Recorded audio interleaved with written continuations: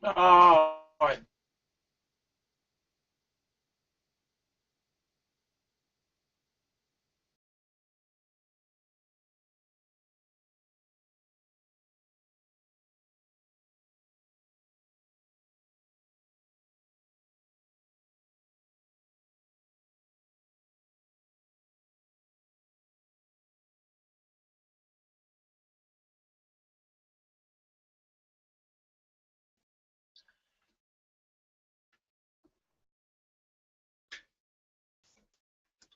Hello, good afternoon.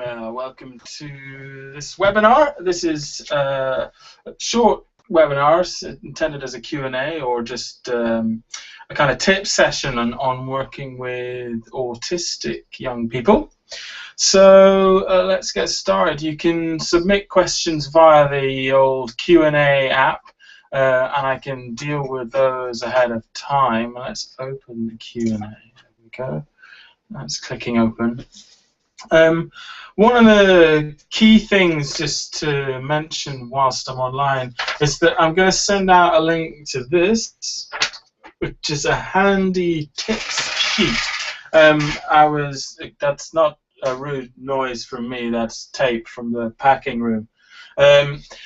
Does sound particularly weird. So no, this is a tip sheet which we've, which I asked one of our practitioners to provide some advice on, Dr. John Biddulph. He's a specialist music practitioner working specifically with young people with autism.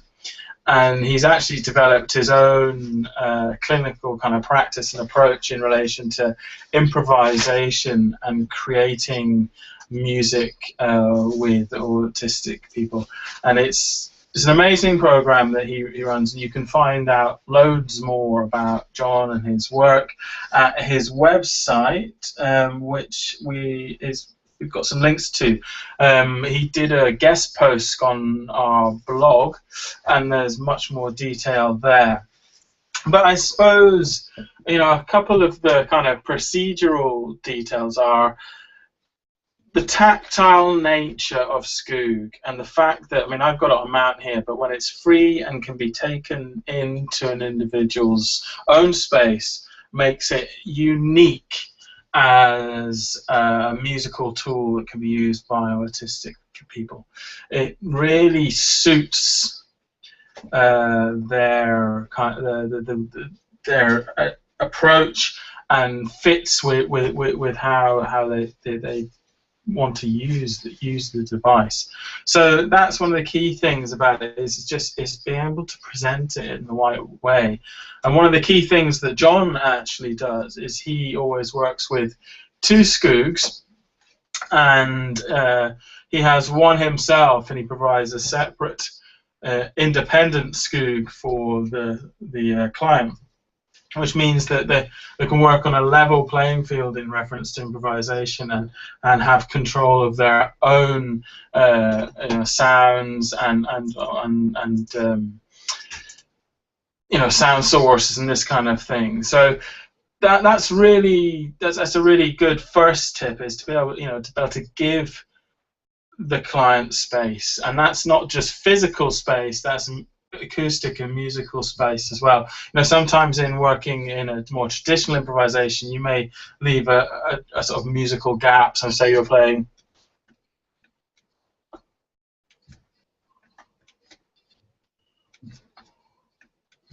there's the gap, and so if I keep structuring that way, that there's no, other than that very regimented gap, there's nowhere else to come in. Whereas you want to be a little bit more plastic, you want to be looking for cues more and opening things out a lot more when working with autistic young people. One thing that he's detailed in his tips is the first thing is to plan ahead and make sure that you're prepared, before any session. Try and take into account the individual's sensory differences. That actually is a big factor in class work and classroom applications. Often when I go into schools, the classes of 5 to 15, and then maybe working one-on-one within a space in the classroom, but there's a lot of stuff going on often, and movement, people moving around, a lot of sounds, and you need, ideally, it would be better to try and plan for that in a sensory way, either to provide separate space for your Skoog activities, or to bring everyone in the class into that activity so that you don't have competing things going on. And when you're faced with sensory challenges, or young people who have sensory challenges, then you really have to be sensitive to that, or any kind of additional anxiety that there may be. Another key thing that John points out that I wholeheartedly agree with is making music part of daily life, or part of the whole school life, as it were, as opposed to a special thing. It can be special, but if you can provide access to, say you're lucky enough to have a Skoog, which is great, then if it can be set up and running more than it is not. I mean, I know a lot of schools, particularly a school in Lancashire, they have just they're lucky enough to have a bit of extra space, and they just have the Skoog on permanently, so that when people want to drop by, when people want to play it, they can go and they can interact and they can create music and they can play. Because sometimes when you have the allotted music session, then it may not be at that moment that is the right moment for the individual. So having access to things, making things available, and don't separate music from other elements of daily routine, or even in the class, in other curricular elements. Another key thing with Skoog is the ability to explore sounds in a tactile dimension, and that really is exploring from the Skoog technical point of view. One thing I would definitely suggest, I'm just going to do a quick screen share here so you can see what I'm going to do. What I'm going to do very quickly is get rid of that bit, show you the Skoog software. Now you can still see me here. So one thing I would say which is really worthwhile doing, is engaging the tilt twist mode, which is adding another control element, another ability to manipulate the sounds. So on the flute, it allows me, by twisting and tilting, to change embouchure, and that's really you're exploring the sounds in different ways. If you have and again as well, engaging poly mode, that now lets me build and have polyphonic activity and change the sounds even wider. In reference to the sensitivity and the advanced settings, if you are playing around with this idea of exploring sounds and really allowing, I mean, one way of describing it was when in the early stages of Skoog, when we were in the research phase and working a lot, autistic kids were a specific group we were working with across many schools. And in kind of small group work, we'd find ourselves spending hours at a time just playing with the sounds, just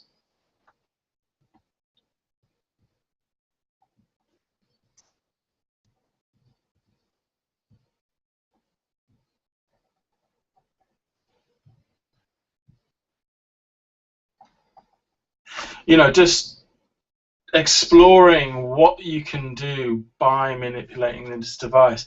And when you're in the session and in the moment, and this is very much the case with improvisation, you're there and it makes sense and it has meaning. Whereas if you're standing outside, or we'd often see teachers walking past and they look in and be like, whoa, what is that?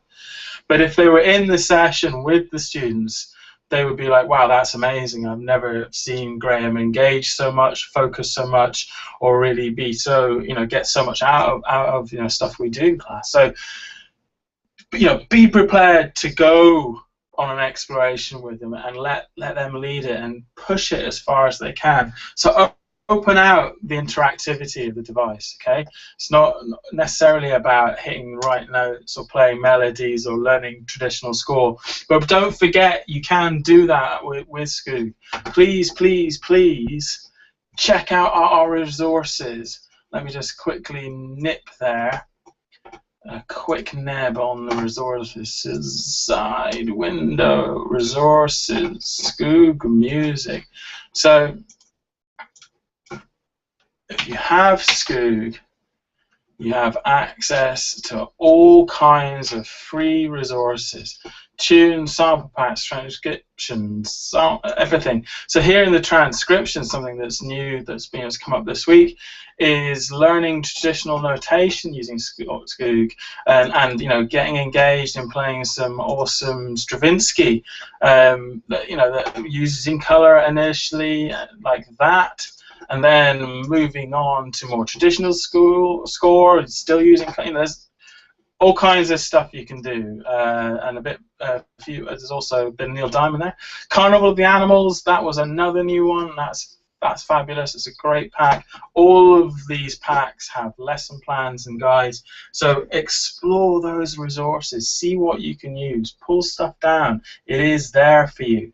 Okay, so in terms of exploring the sounds, so turn on the twist twill, and you do that here. So this is the standard, just tilt twist off.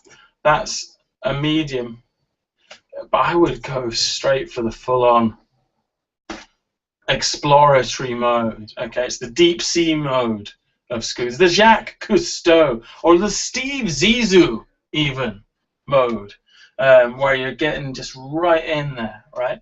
So get that on, get it in poly. I would say if your users have reasonable mobility, keep the sensitivity not too high, because what you'll have is more range. If your sensitivity is turned up, yes, it's easier to activate and excite initially, but it'll top out and you'll hit a ceiling with everything really quickly. Whereas if you have the sensitivity more, not necessarily on the 50 mark, but more around about here, then you'll get a more dynamic experience and you'll give them room to play with the sounds. The other thing to do, and to allow them to explore in terms of you piloting the software, is go to the settings and allow them, or for you, to tweak some of these other parameters of the sound. So here in the flutes, breath noise, we can change the range of the embouchure. Okay, so either you play with those whilst they're exploring, or allow them, if they're able to use the computer, use the mouse, allow them to explore changing those parameters. Let them explore the sounds. Okay, so that's crucial, and that exploration of the sound is in itself a musical journey, a communicative journey, and one of expression and self-affirmation, of using sound within a space and sensory integration. Okay, so another tip that we've got down here is lead by example. Okay, make sure you're happy to play too, and to experiment in this way. Okay, get crazy with your Skoog. Push it to its limits. See how far you can go with things. And if you're wanting your students to engage in more melodic or sequential activities, such kind of demonstrating different hand over hand or where to touch it to get different things, then make sure you're able to do that, to follow that. So you need to be confident and show them that it's okay. That you know what's happening and that you can support them. Recording your sounds is another really important thing. Use the record function. So up here, this little button here,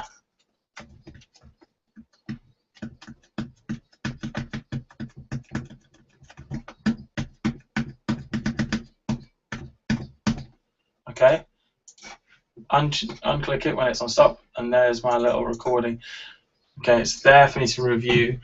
That can record as much as the space you have available on your hard drive. Okay, don't forget it if you click it, but try and record your sessions, record these explorations, and then allow the user to review those and see what goes on.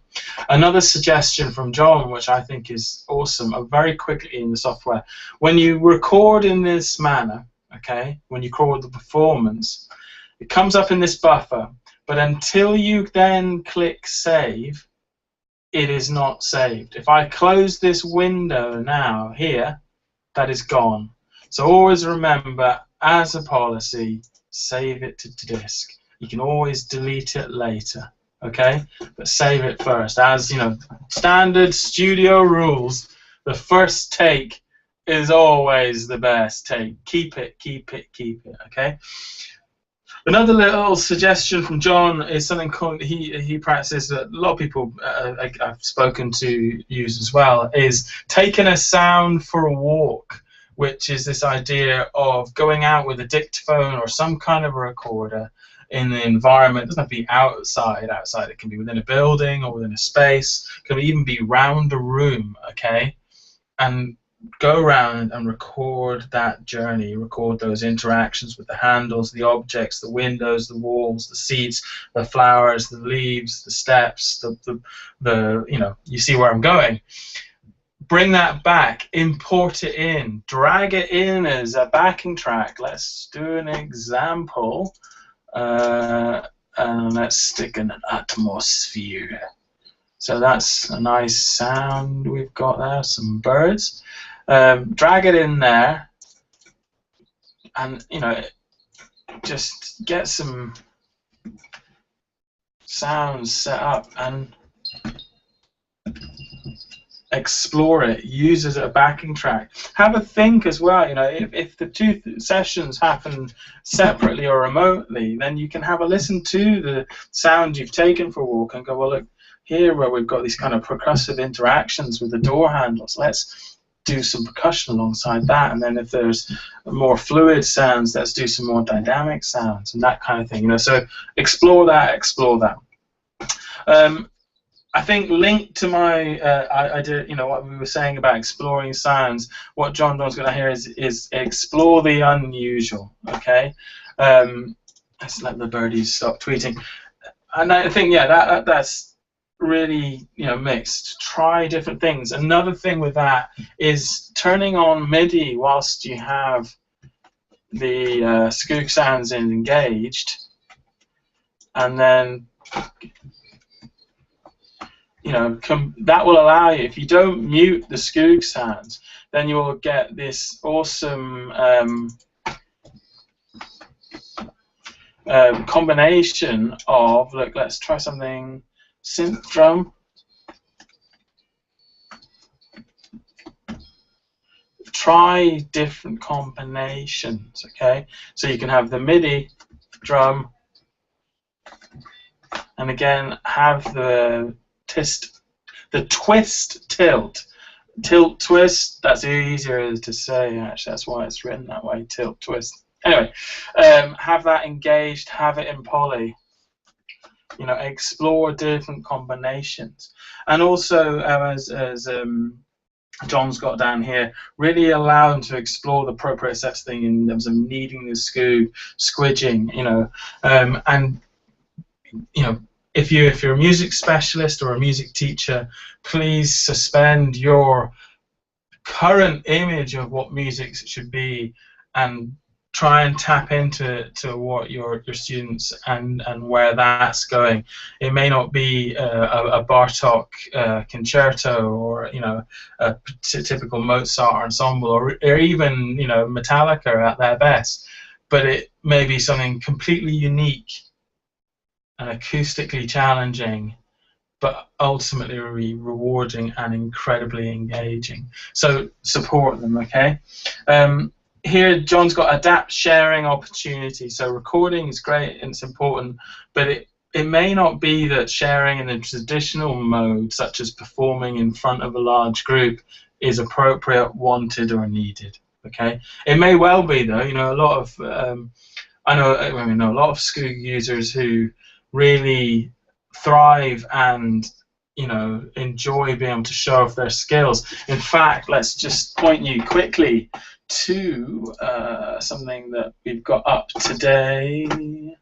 Let's get rid of that window because it's going to start going weird. Let's go here, and I'm going to go to, easiest to go to the Facebook page and a really good example. I mean, I think this, I mean, as I've written, I think this is one of the best. Oh, come on, Google. I think this is one of the best examples of special needs music making best practice kind of things, and this is a project by schools across Edinburgh, Lothian, okay, all kinds of levels of ability. Come on, this is awfully slow. Right, so I have to log into my Facebook. Come on, please. Here we go. And this project, I remember Pete from Drake Music and Draco, the lead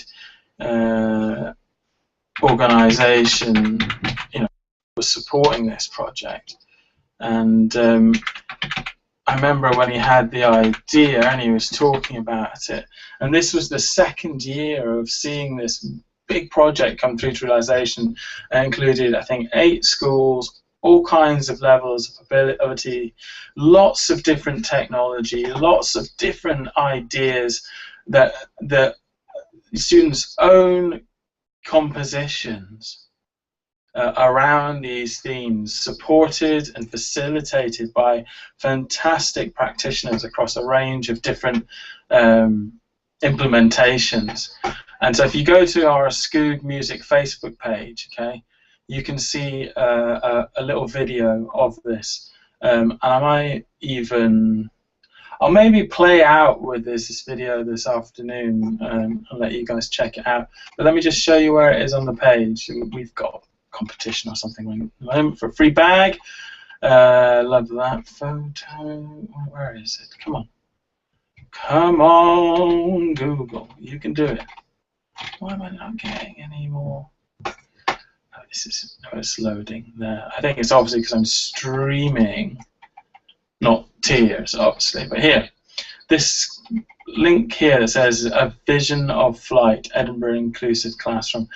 9 schools.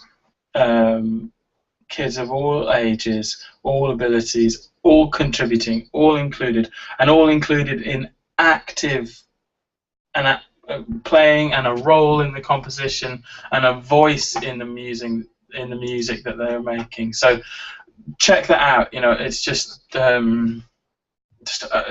really great piece of work, and I think it without saying anything, and it's a recording of sections of the performance that they had at the Queen's Hall. It shows a lot, and it shows it's really quite moving. It's really great. Okay, so sharing, right? Again, just a reiteration of letting go of your preconceptions, and also your preconceptions of how this is to be played, because, you know, yes, that's great. But also, get up off the mat. This is great too. Or this.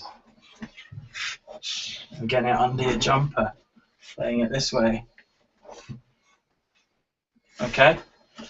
So, don't, yeah, let it go. Let people play.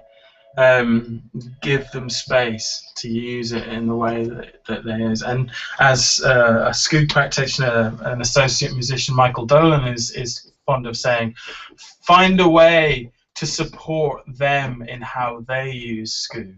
And that's really where you're going to get things taking off. And again, tip 9, be flexible. You don't know how things are going to pan out within a session. So, you know, be prepared to change, to adapt, to flip things. Often it's good to have a few things ready. I would strongly suggest, you know, having the backing, some backing loops downloaded or somewhere to go with that, so you can just, if stuff dies down, you know, you can just bring something out acoustically and create a context, create something that is settling and allow you to bed some stuff in.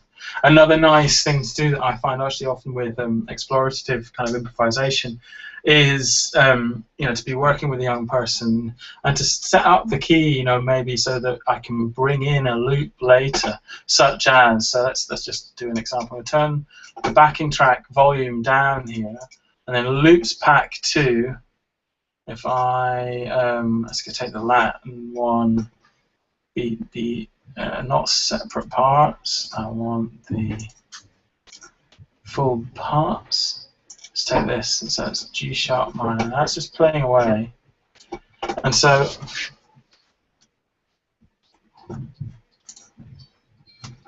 I can play around. Ideally, if I have this in G sharp, then I can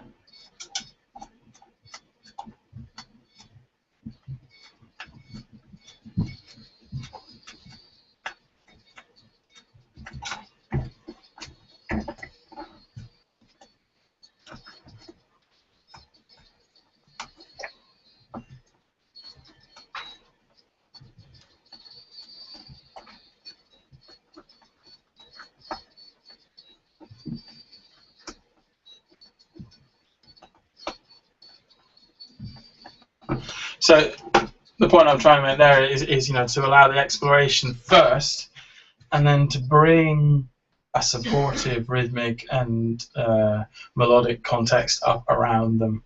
And so you're not trying to force them into it initially, allow them to explore, and then because you can set, you know, obviously the key of the Skoog beforehand, then they can explore, manipulate, change sounds, try things, and then that exploration can suddenly be part of something bigger, and that can be quite a special experience. So that was just a few tips. The other thing that's again really awesome to do is to make use of the sampler here.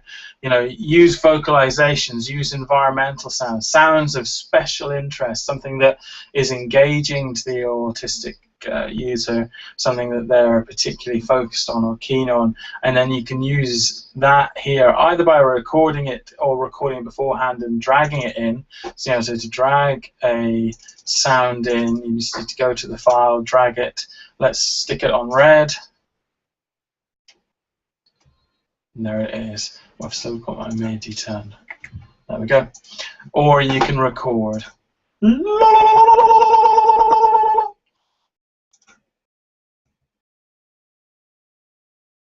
There it is. Okay, and that can be particularly with hard to reach young people, a really great way of pulling them into an interaction with the Skoog, not necessarily with you, but this can act as the point of triangulation. It's something we can both use without stepping on each other's toes, or I can have my own one which I can use with your sounds, so I can help and play along and share and be part of things in that way.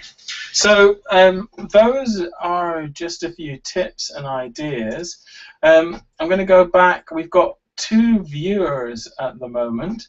Hello, guys. I'm going to wonder if, now I can't see either. I think they must be viewing on, I'm going to go back to my view here. Can I do that? Hello. Can I turn off the screen sharing is the question. Yes, cancel. There we go. Just taking a while to catch up. So, yeah. I'm not sure if there are any specific questions that you'd like to ask whilst I'm online. You can do that if you haven't got the Q&A sort of Google app thing on. Can you do it through the messenger? Can you see this? There's a little message app. If not, I wonder how you can ask questions if you're not logged into Google. I suppose what I would suggest is if you're viewing this, then it's probably quite likely that Maggie, that you've emailed Maggie, or Maggie has emailed you to let you know about it. If you want to email her with any quick questions, I'm happy to answer those. Or you can email me directly at ben@skoogmusic.com. That's BEN at skoogmusic.com. Okay. I'm just trying to think of some other tips. I mean, I would say one of the things I've found crucial recently is making sure that I've got at least one, if not two, active USB extensions to work with, so that the Skoog can run around the classroom or the hall or wherever we're working. You know, give it room to travel. And again, in this framework of challenging your ideas of what a class session should be, or how we should engage in music, you know, so be prepared to do it under a table, under a blanket, even hiding, you know, in a corner, tucked away into a little nook and cranny, and having, you know, access to the USB extensions, or, you know, something like that to enable you to get the Skoog in that situation, is really, really useful. And again, Skoog as a device, you know, you can't squeeze a cello into those situations, as beautiful as the cello is, and that's where it does have this kind of real functional beauty and relevance. Also, crucially, I think on the technical side, make sure you've got a decent sound source, okay? A musical engagement, a musical session, a musical improvisation or relationship is only going to be as engaging as the quality of sound that you can produce with it. So if it doesn't have to be loud, but by having a good quality point source sound, like a speaker dock, like a little... Jake? Yeah? Could you pass me that Bose speaker? Yeah. Something, I mean, I would recommend actually this little speaker, which is just marvelous. It's the best value for money in terms of, thank you, in terms of what you get from it: portability, quality, build quality, everything. So this little Bose SoundLink Mini, okay, they're now about £150. I'm not sure what the equivalent in dollars is. Look how discreet it is. It's tiny, but the quality of sound you get from this, and I mean, it can kick out a serious volume, but the crucial thing is it doesn't have to struggle and stress and groan to produce a beautiful, engaging, quality sound. It gives you such a full frequency response and range. And when you're particularly talking about, you know, exploring, manipulating the sound, squeezing, bending, changing, blurring those lines, then you want a sound source that's going to allow you to distinguish those different elements. Okay, so have a good speaker. I mean, these are fantastic. The other great thing with these is they charge, they run off a battery, they charge quickly, the battery lasts ages, and you'll find other uses for them, even just in terms of classroom music and stuff. If you get stuck using the smartboard speakers that are up on the wall, or mounted stereo speakers in a space, that can be an issue, particularly in terms of sensory integration. You want your sound, or your Skoog sound, to be near your Skoog. Okay, doesn't have to be loud, like I say, but it benefits from being of high quality. You will get a more engaging session, you will have a better result, and you will have more fun. Okay,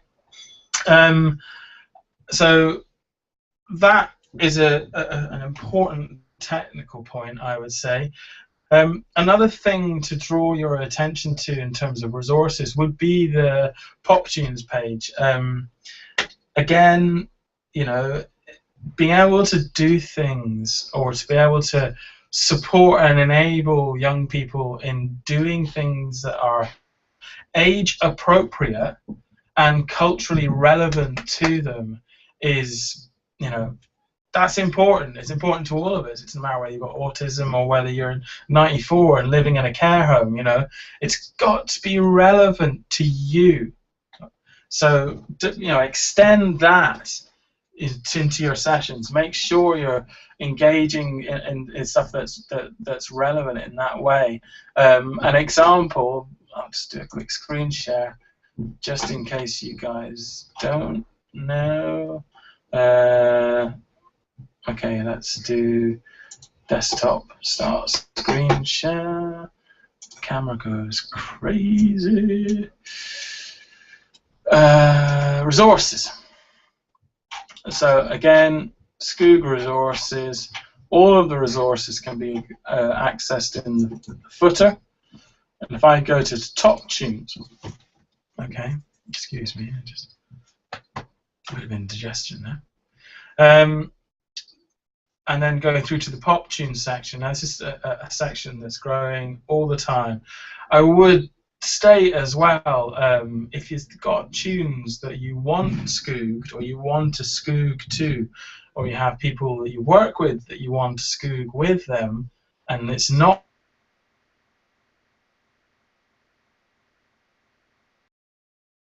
available to do Skoog things, and if you want things Skooged, we're the Skoog people, and we'll do it and share it, and we try and do this. Well, we'll do that. It won't cost, and it will simply allow us to grow our resources and support for Skoog in a way that's commensurate. Oh, getting a weird repeating recording thing. Anyway, we can grow our resources in a way that is in tune with our users. Now, for some reason, I think somebody upstairs is downloading something particularly big or heavy. They're lifting heavy internet things. Well, okay, what I would say is, let's just get rid of that. Let's try this again. File. A horrible feeling this computer's about to burst into flames. Hello. There we go. Google's come up with a page. Let's try that. Oh, it's not liking that at all. Anyway,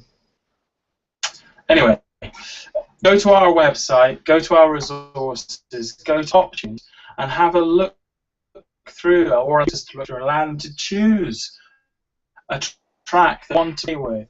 Use the Pentonic. Use the links to YouTube or find this or elsewhere, and let them play with it that they want to play with.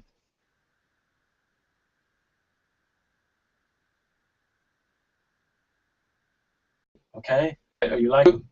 I haven't seen any questions come through, and I think my internet is on the verge of going down. So I'm going to go back to.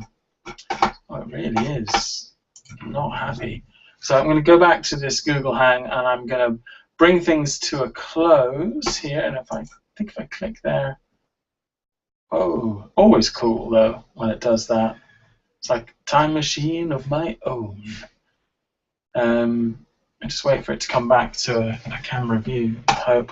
Although I do have the spinning wheel of death right there, so I'm not sure how well we're doing in reference to recording or broadcasting this. But on that note, you know, I would summarize things as: be prepared to explore, be prepared to go wild, or to be really quiet, you know, and just focusing on one little action, little corner. See where things lead you. Try and support your students or users in their own exploration, and go with them on that journey. Make sure you've got good quality resources in terms of acoustic resources and speakers, in terms of generating the sound. That will make things all the better. And also make sure that you're confident